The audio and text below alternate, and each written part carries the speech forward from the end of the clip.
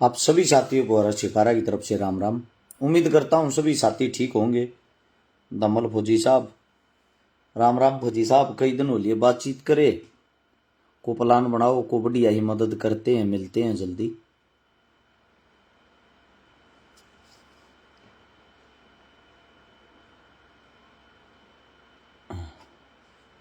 आवाज आ पा रही है, नहीं आ पा रही, एक बार चेक करना। मैं अपनी बात पे बोलना शुरू करता हूँ। सुमित डागर भाई, क्या रिप्लाई चाहिए बताओ। ये मेरे कई साथी कमेंट करके ये कहे ना, जो भाई रिप्लाई दे दिया यार कमेंट का।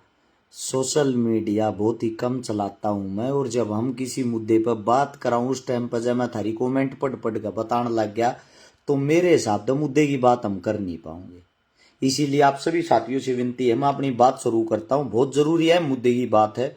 आप सभी साथी वीडियो को जुड़ते ही शेयर करते रहना। और भाई, हरियाणा के अंदर हमारी जो भारतीय जनता पार्टी बीजेपी सरकार आई है, सरकार का नायाब तोहफा आप सभी को सबसे पहले तो मुबारक हो।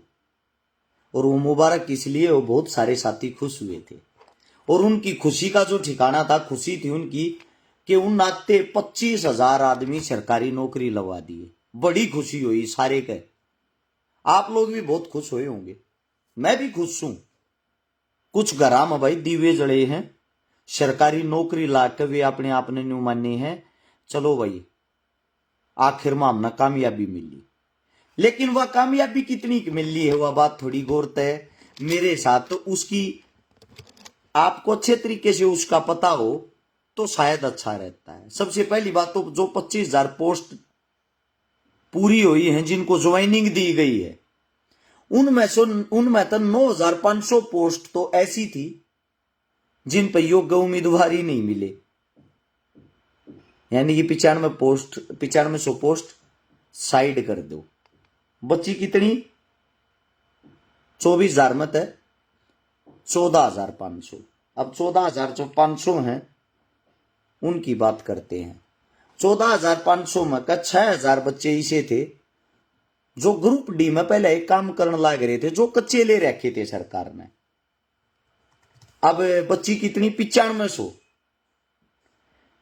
9500 यानी कि 9,500 आदमी सरकार ने अगर सरकारी लगा दिए, उसका डंडोरा पीट के इतना बड़ा बनाया जा रहा है जो इस धरती के ऊपर आज से पहले कभी कोई सरकारी नौकरी निकली ही नहीं थी।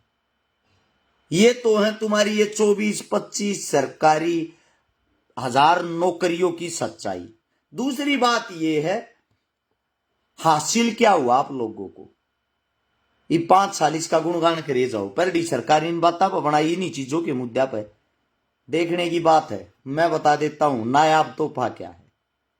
हिंदुस्तान एक कृषि प्रधान देश है, ना कि कुर्सी प्रधान। आप लोग समझ रहे हो, हिंदुस्तान कुर्सी प्रधान देश है। कुर्सी प्रधान देश हो गया, कृषि प्रधान नहीं रहा। 80% आदमी खेती पर निर्भर हैं, खेती करते हैं। खेती की जब बात आवे है, जमींदारी की बात आवे तो एक विशेष जाति पर ध्यान दे दिया जा है। एक जाति खेती नहीं करती, सर्व जाति खेती करती है। किसी गांव में किसी जाति के पास ज्यादा जमीन है, किसी गांव में किसी जाति के पास। सीधी सी बात, यह जमींदार जो होता है, जमींदार होता है, किसान की कोई जाति नहीं होती। अन्नदाता अन्नदाता होता है। अन्नदाता के बिना जीवन नहीं है। अन्नदाता के क्या हालात अन्नदाता तक के दिया है सरकार ने, आंख खोल कर सुन लियो। हो सकता आप लोगों को ना पता और हकीकत बोलने की किसी की औकात नहीं, ये बात मैं पहले भी चिल्ला चिल्ला कहा करता। अरे थारा भाई हकीकत बोलना चाहो, अगर विधानसभा में पहुंच गया तो चलो, हो सकता हम उसका बिल नहीं होंगे, लेकिन हकीकत न सुन तो सको हो। मैं तो पहले भी बोलूं था, सरकार में नहीं हूं जब भी बोलूं हूं। अब वो हकीकत सुनो। 2024 में हरियाणा के अंदर बीजेपी सरकार आने के बाद 336 किसान ब्लैक लिस्ट कर दिए। ब्लैक लिस्ट का मतलब 2 साल तक उनकी जो फसल हुआ मंडिया में ना बेची जाएगी, ना को खरीदेगा। इसका कारण क्या है? इसका कारण भी पता होना चाहिए। जो 336 किसान ब्लैक लिस्ट किए हैं, इनमें कहे लगभग आपको बता देता हूं, कैथल में 123 मामले दर्ज हुए हैं, और बाकी आसपास साम हुए हैं, पराली फूकते थे आए हैं ये। आकिन ने वायु प्रदूषण करया है, वायु प्रदूषण फैलाया है। अगर 364 दिन किसान इस देश को हरियाली देता है और एक दिन उसने 365 दिन नामक एक दिन उसने वायु प्रदूषण कर दिया, कौन सी उसे वातावरण के अंदर प्रदूषण में उसका कितना प्रतिशत हिस्सा हो गया? ये इतनी बड़ी बड़ी फैक्ट्रियां हैं, कंपनियां हैं, इतने व्हीकल चलते हैं, क्या कभी उन फैक्ट्रियों पे भी कोई आप लोगों ने कोई ब्लैक लिस्ट किया, मुकदमा दर्ज कराया है? सरकार से पूछना चाहता हूं, किया है क्या आज तक? किसान जो पराली फूकता उस पराली के लाभ भी हैं। माछरी जो है यार, मच्छर जो है आकर उन तो छुटकारा मिल रहा है। जिन लागे है अगर भाई एक दिन की कराल की किसान की पराली फूके तो हमने सांस लेने में हमारा दम घोटा है, ये मूर्खता का परिचय है और कुछ नहीं। ये इतनी बड़ी बड़ी जो फैक्ट्रियां, कंपनियां, फर्में ये चल रही है ना, उनसे प्रदूषण फैलता है। इतनी बड़ी बड़ी चिमनियां, भट्ठे, रोक लगाने उन पे क्यों नहीं लगाते? उनको ब्लैक लिस्ट क्यों नहीं किया? 336 जो किसान, उनको 2 साल के लिए ब्लैक लिस्ट कर दिया। क्यों? क्योंकि उनकी आवाज सुनने वाला, उनकी आवाज उठाने वाला, उनकी आवाज लड़ने वाला कोई है ही नहीं। आप सभी साथियों को एक बात और बता देता हूं, 1,57,000 रुपये भी वसूल ले गए हैं 63 किसाना पे। डीएसपी साहब है कैथड़ से, उन्होंने मामले दर्ज करके, यानी कि गरीब को और गरीबी में मारा जा रहा है। अगर आपको वसूली करने का शौक है, गुजरात के अंदर शाह की बीवी भागी है, खबर चला के देख लो, कई करोड़ रुपये लेगा बाजी है, पता लग जाएगा। उसको पकड़ के दिखा दो ना, वो विदेश निकल गई। मालिया साहब पकड़ा आज तक किसी ने? ये बड़े बड़े घोटाले करके थी, इतनी बड़ी रकम लेकर भाज जाए, उनको पकड़ने वाला कोई नहीं। वाहन व्हीकल कितना है प्रदूषण देता हो, कितना है? एक 100 रुपया की पर्ची बनेगी, उस समय उसका प्रदूषण बंद हो जाए बिना चेक करे। क्या कभी उस पे मुकदमा दर्ज होया है? सबसे बड़ी बात, किसानों के साथ अन्याय, दोबारा फिर से लाठीचार्ज। देखो किसानों की दुर्दशा देखो।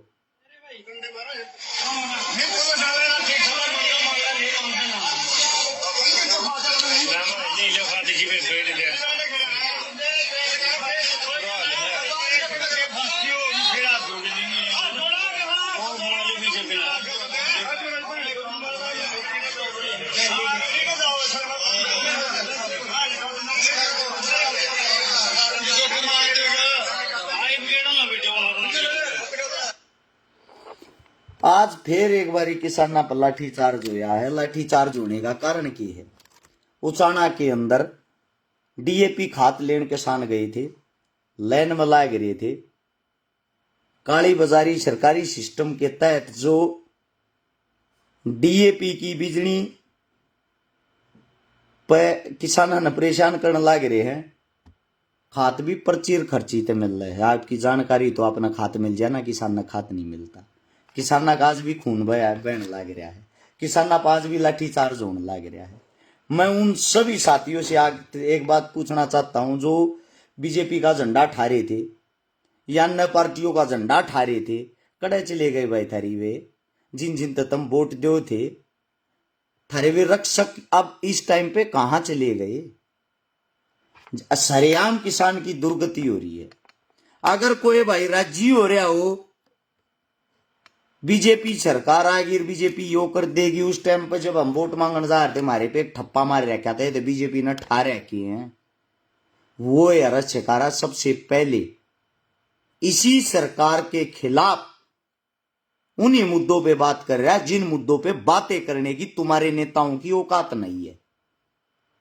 मैं आप सभी साथियों से एक बात पूछना चाहता हूं, जब किसान ही नहीं रहेगा, अन्नदाता ही नहीं रहेगा, रोटी कहां से आएगी, अन्न कहां से आएगा? देश को चलाने वाले को पीटा जा रहा है, अन्नदाता की दुर्गति हो रही है। खाद उन्हें नहीं मिल रहा, बीज उन्हें नहीं मिल रहा, रेट उन्हें नहीं मिल रहा, फसल उनकी नहीं खरीदी जा रही, पराली वे नहीं चढ़ा सकते, जबरदस्ती बैंकों में जमीन उनकी कुड़क करी जा रही है, पैसा उनसे वसूल किया जा रहा है, मुकदमे उन पर लगाए जा रहे हैं। इससे बड़ा जुल्म और क्या होगा। सलाम करता हूं उन मूर्खों को जो अब भी नारे लगाते हैं बीजेपी जिंदाबाद, बीजेपी ये, बीजेपी वो। आप सभी साथियों को बता देता हूं, जो मेरे किसान भाई हैं वे किसी एक जाति से नहीं आते। जिनको जातिवाद का कीड़ा हो रहा है, जिनका न्यू हो रहा है, आगे लोगों की एक माइंड सेट हो गया। वो माइंड किस प्रकार से सेट हो गया, किसान का मतलब तो जाट हो है, 35 कर रखा कि जो जाट्स हैं उनका बुरा करे जाओ। बीजेपी के दिमाग में बढ़ रही है यह बात। उनके पीछे लागे रहो। जो 35 जाति हुआ थारे अपने आप राजी हुई रहेगी। 35 पकड़ लो, एक का लात मार दो, 35 राजी करती एक पर मुकदमा कर दो। या तो है हरियाणा की स्ट्रेची। हरियाणा से अगर आप बाहर जाओगे मुसलमाना के सर पर चढ़ जाओ, हिंदुआ का झंडा ठा लो, मुसलमाना ने टारगेट करे जाओ, हिंदुआ ने राजी करे जाओ। काम करने की किसी ने कोई जरूरत नहीं। सबसे बुरी बात है ये। आप सभी साथियों को बता देता हूं, जब राजा बनाया जाता है, राजा न्याय प्रिय होता है, उसके लिए सब एक समान होते हैं। हिंदू हो, मुसलमान हो, जाट हो, ब्राह्मण हो, वाल्मीकि हो, कोई भी हो। यहां आके जातिवाद का खेल इसलिए खेला जाता है। हमारी राजनीति ऐसी होगी, कृषि प्रधान से छोड़कर कुर्सी प्रधान पाए गए हैं। हमें काम करने की जरूरत ही नहीं। किस लिए काम करना है। जातिवाद कराओ वोट पाओ, हिंदू मुसलमान कराओ वोट पाओ, मंदिर मस्जिद कराओ वोट पाओ। के भड़क रहेगी भाई काम करने की। अमीर अमीर होता जा रहा है, गरीब दिन पे दिन और गरीब होता जाने लग रहा है। किसाना के पल्ला था भाई गांठ बांध लो। सरकारी बाई आई है, पूर्ण बहुमत आ रही है, वोट तम मंदे रह किसी और ने नहीं। जूत तो खाने पड़ेंगे, आदत गेर लो। या तो तड़वे चाटने की आदत गेर लो, या फिर जूत खाने की आदत गेर लो।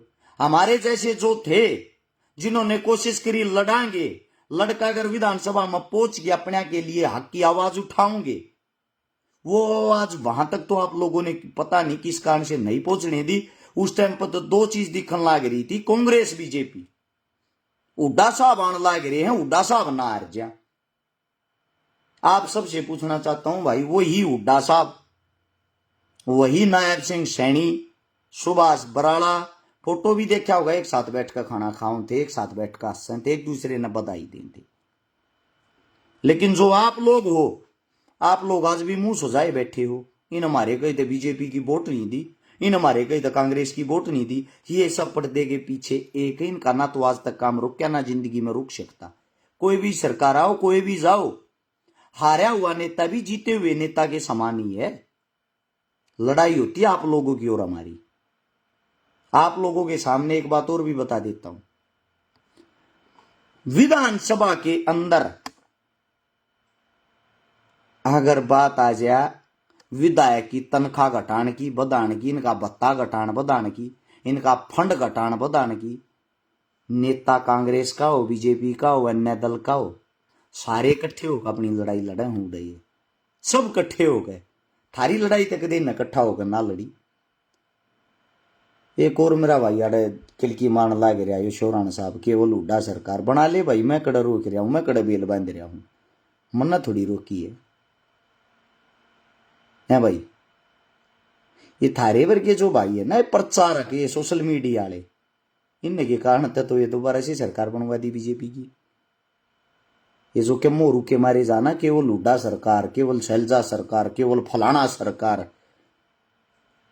बीजेपी जीती नहीं है, बीजेपी कांग्रेस ने जिताई है, क्योंकि कांग्रेस के अंदर कहीं एकता थी ही नहीं। गारंटी के साथ मैं कहता हूं, सिर्फ आप अपनी बात करता हूं। न्यू कहा करते मेरे पीछे तो 1000 पर्ची आ ज्यादा बहुत गणी है। 1.25 महीने की मेहनत में 15,000 वोट ली हैं, बिना पैसा बांटे, बिना दारू बांटे, मेहनत की, संघर्ष की, इज्जत की। बहुत संतुष्ट हूं, मेरे लिए 1.5 लाख के बराबर हैं वे 15,000। अगर मेरे को टिकट मिल रही होती, मैं कांग्रेस पार्टी तो मांगू था। मेरी सीट पर किसी को प्रचार करने तक की जरूरत नहीं थी, 1 लाख वोटा की जीत होती। यह बात पहले भी कही थी, हारने के बाद भी कह रहा हूं। 7 में कम से कम 10 सीटें ऐसी थी जिनमें कांग्रेस हार रही है। उन सीटा पर 3,000 से लेकर 5 से 6,000 वोट पर्सनली तौर पे आपके भाई के साथ जुड़ी हुई थी, वे सीटें मैं दिलवाता, सरकार अपने आप बन जाती। सरकार आ रही अपने अहंकार में, अपने घमंड में। इनको तो ये हो गया था थारी तो 60-70 सीट एक तरफा, तुम न को हरानी है ही नहीं। जितने जो भी तुम्हारे ये है ना आज तक के, ये जिनको काम नहीं करया उन अपने दम पे जताओ। और तलवे चाटने का हमें ना कल शौक था ना आज शौक है। कल भी सेम जुबान थी, आज भी सेम जुबान है, टोन वही रहेगी। झुकना मंजूर नहीं है, गर्दन कटवाना मंजूर है। और गर्दन उसी की कटती है जिसकी खड़ी रहती है, झुकने वालों की नहीं कटती। मेरे जितने नौजवान साथी हैं, पढ़े लिखे साथी हैं, युवा साथी हैं, आप सभी साथियों को एक बात बता देता हूं, भविष्य आप लोगों के हाथ में है। जब अकेला रस शिकारा इतनी बड़ी बड़ी पार्टियों के सामने, इतने बड़े बड़े दिग्गज नेताओं के सामने, इतने बड़े अरब खरबपतियों के सामने खड़ा हो गए और 15,000 वोट ले सकता है मेरे भाइयों। जहां आप लोगों के अंदर टैलेंट है, आप लोग अपने दम पर सरकार बना सकते हो, आने वाले नेता तैयार कर सकते हो, अपने हक की आवाज उठा सकते हो, इस जातिवाद को खत्म कर सकते हो, ये बता देता हूं। एक मेरा साथी कहने लग रहा, तू नू मेवात से जीत सकता, अगली बार मेवात से ट्राई करना। भाई साहब कमेंट लिखने में कोई आंगलियां नहीं दुखती, ना गूठे घिसते, गदागद के मैं लिख दो। आड़ा तू न्यू भी लिख देगा, अरे शिकारा चोर है, सम्मान के साथ वो भी एक्सेप्ट करूँ हूँ। आड़ा तू न्यू भी लिख देगा ठग है, वो भी एक्सेप्ट करूँ हूँ। तू न्यू लिख देगा पाकिस्तानी है, वो भी एक्सेप्ट करूँ हूँ। क्योंकि जुबान में हड्डी थोड़ी हो भाई, कैसे भी चला ले इसने, ठीक है। जमीन पाक मेरे भाई कुछ करके दिखा, और मैंने करके दिखाया है। वो करके यो दिखाया है, समाज सेवा करी, मेहनत लाग करी, उसमें नाम है। राजनीति करी, बड़े बड़े के छक्के छुटा दिए, जिन्हें न्यू कहा करते तो जिंदगी में हार नहीं सकता, वो अपने घर बैठा दिया। भले ही मैं ना जीत्या हूं, लेकिन 15,000 वोट तेरे अच्छे अच्छे जिन्हें 20-20 साल की जिनका राजनीतिक कैरियर हो गया, निर्दलीय उन लड़ा दिए, उनका ना आती 1.25 महीने माई है, तो यो मेरे काम का इनाम है। इस जो न्यू कहा करते गांव में मेंबर भी ना बने, न्यू ना बने, 100 पर्ची भी ना है, 200 भी ना है, ये विर्क भाई न कही बात बिला उड्डा का मैच फिक्स था भाई। राजनीति है भाई, कुछ भी किंतु परंतु हो सकता है। मैं इतना बड़ा राजनेता तो नहीं हूं कि मैं ये बात कह सकूं, लेकिन मैं आप सबको एक बात जरूर कह बता सकता हूं, और वो बात ये है, अपने हक के लिए लड़ना सीख लो। बिना रोए माँ भी चूची नहीं पे आ रहा, दूध नहीं दिया रहा। और किसानों की इससे भी बुरी हालत होनी, किसानों आप लोग तैयार रहना।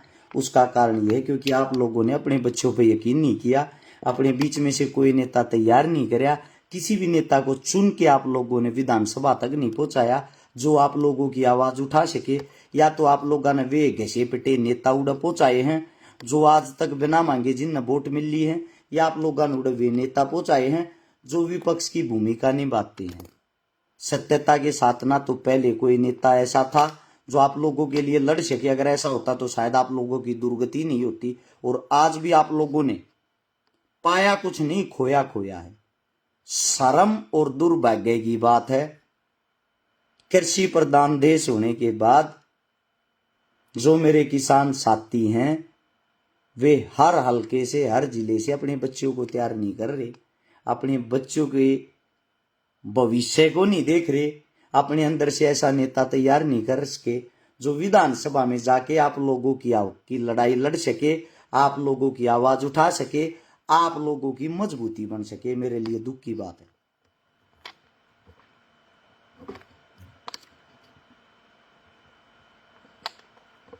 भाई अनिल शोरा ने ये पार्टियां प्रचार करे तो कुछ ना ऊपर उधर कमा के खा ले। तू किसान है, अरे यह बात ना लिखे जो लिखन लाग रहा है, ठीक है, कमा के खा ले, कुछ ना दे प्रचारा मीब तक कड़ पड़ी है लोग नींद की फेरा लिया इनके झंडे ठाक तू है भाई। चलो आप लोगों को इतना ही कहना चाहूंगा, स्वस्थ रहो, 5-7 दिन बाहर घूमने के लिए गया था, कुछ जड़ी बूटियों के बारे में बात करने गया था अपने घर आ लिए। हाँ, समाज के बीच में। हाँ, मेरे लायक जिस साथी को, जिस भाई को जो भी मदद, जो भी हेल्प लग गए, जो भी चीज लग गए, जड़ा तुम लट खाते हो थारी गैल खड़ा होगा लट खाने मैं तैयार पाऊंगा। बात जायज हो, मुद्दा जायज हो। सभी साथियों ने एक बार फिर से राम राम। नई सरकार बनने की बधाई, आप लोगों ने बनाई उसकी भी बधाई। अपना काम मेहनत संघर्ष करना पहले भी था, आज भी है और वो आगे भी रहेगा। धन्यवाद आप सबका। जय हिंद, जय भारत, जय भगत, जय भीम।